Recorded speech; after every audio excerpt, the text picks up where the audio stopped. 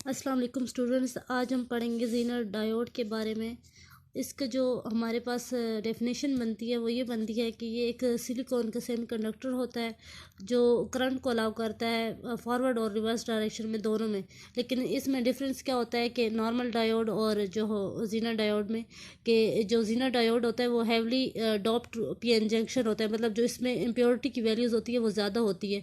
और ये जो है जब फॉरवर्ड डायरेक्शन में ये करंट को फॉलो कराता है तो ये बिल्कुल ही नॉर्मल डायोड की तरह करता है। लेकिन जब ये रिवर्स डायरेक्शन में होता है तो ये एक स्पेशल किस्म की इसकी वैरायटी है, उसमें ये काम करता है।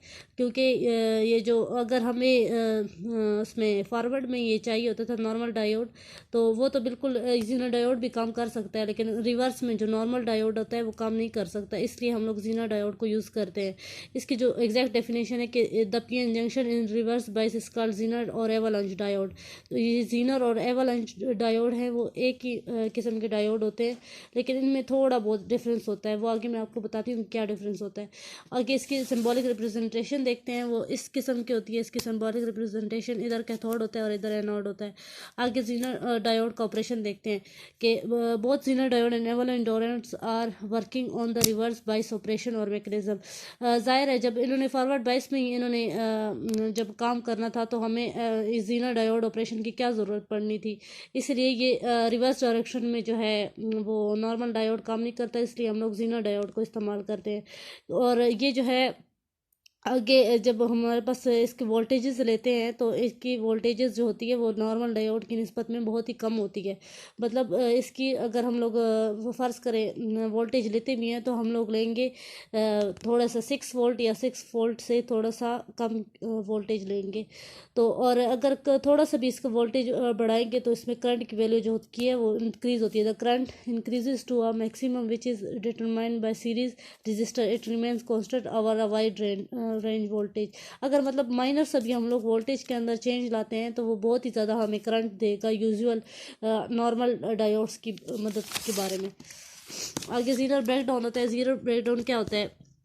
हमारे पास ज़ीनर ब्रेकडाउन वो होता है कि जब हम लोग उसको पीएन जंक्शन को जो है रिवर्स बाइस में प्लेस करेंगे तो जो हमारे पास पी टाइप और एन टाइप की मटेरियल्स होंगी वो ऐसे करेंगे कि इलेक्ट्रिक फील्ड वैल्यू इनकी बहुत ज़्यादा हाई हो जाएगी। किसकी वजह से हाई हो जाएगी कि जब ये डिप्लीशन रीजन जो होगा वो हमारे पास नैरो होगा तो इलेक्ट्रिक फील्ड की वैल्यू बहुत ज़्यादा हाई होगी। वो इलेक्ट्रिक फील्ड क्या करेगी, वैलेंस इलेक्ट्रॉन्स को इतनी एनर्जी दे देगी कि वो अपने वैलेंस शेल से बाहर निकल आएंगे और अपने जो एटम्स होते हैं उनके साथ कोलाइड करना शुरू कर देंगे।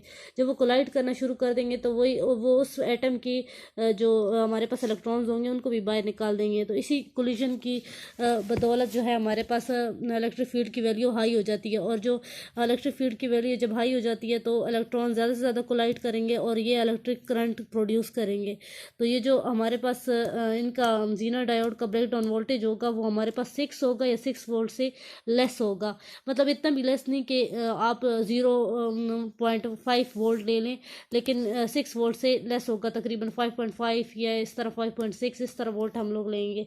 आगे एवलांच ब्रेकडाउन। अब ये ज़ीनर ब्रेकडाउन और एवलांच ब्रेकडाउन में फ़र्क क्या है कि एवलांच ब्रेकडाउन जो होता है वो हमारे पास हाई रिवर्स करंट पे वोल्टेज पे ये हमारे पास काम करता है। मतलब जो हमारे पास ज़ीनर डायोड की वोल्टेज की वैल्यू थी वो 6 वोल्ट थी, लेकिन इस 6 वोल्ट से ज़्यादा हमारे पास जो वोल्ट की वैल्यू होगी तब भी हमारे पास एवलांच ब्रेकडाउन होगा।